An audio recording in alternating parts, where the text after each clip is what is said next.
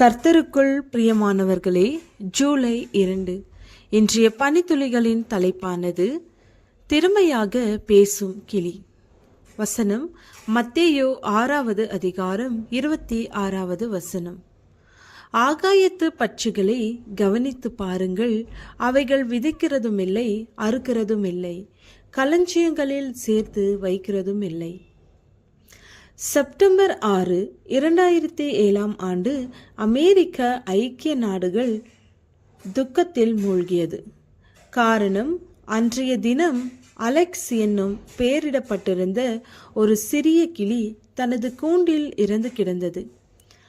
வலைத்தளங்களில் இரங்கல் செய்திகள் குவிந்த வண்ணம் இருந்தன. அந்த கிளி 1976 ஐக்கிய ராஜ்யத்தில் ஒரு பறவை விற்பனை கடையில் காட்சிப்படுத்தப்பட்டிருந்தது. அதனை வாங்கிய ஒரு அமெரிக்கர் 31 வருடங்களாக அதனை வளர்த்து பராமரித்து வந்தார். இந்த கிளி 100 வார்த்தைகளை கற்றிருந்தது. அதனால் 50 பொருள்களை அடையாளம் கொள்ள முடிந்தது. 7 வண்ணங்களை வித்தியாசப்படுத்த கற்றுக்கொண்டது. பிற பறவைகளின் குரல்களை அதனால் பேசி காட்ட முடிந்தது. கட்டளைகளை புரிந்து கொண்டு அவைகளை செய்து காட்டியது.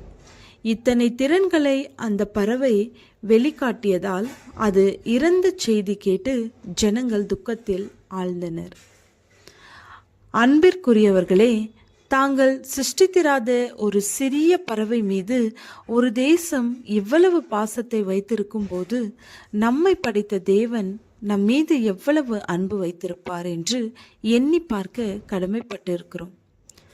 தேவன் மனிதன் மீது வைத்திருக்கும் அன்பும் கரிசனையும் வார்த்தைகளால் வர்ணிக்க இயலாதவை. தேவன் தன் சொந்த குமாரனை பூமிக்கு அனுப்பி நம்மை பாவ வாழ்வினின்று மீட்டெடுக்கிறார். இது தம்மையே அர்ப்பணமாக்குகிற அன்பு. தேவனுடைய அன்பின் இயல்புகளில் இதுவும் ஒன்று.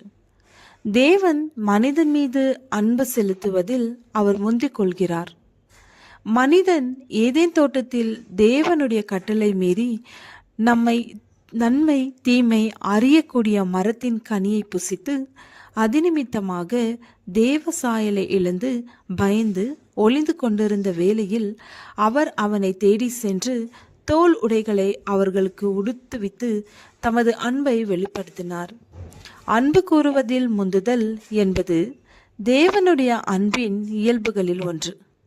தகுதியற்ற நம்மை நேசிக்கிற அந்த தேவனை நாம் எவ்விதமாக நேசிக்கிறோம்? தேவனை நேசித்து நம்மை போன்று பிறரையும் நேசிப்பதையே தேவன் விரும்புகிறார். தேவன் தனது எல்லா சிருஷ்டிகளையும் நேசிக்கிறார். ஆனால் நாம் கவனிக்க வேண்டிய காரியம் என்னவெனில், அவர் நம்மை மிகவும் விசேஷித்தவராக நேசிக்கிறார்.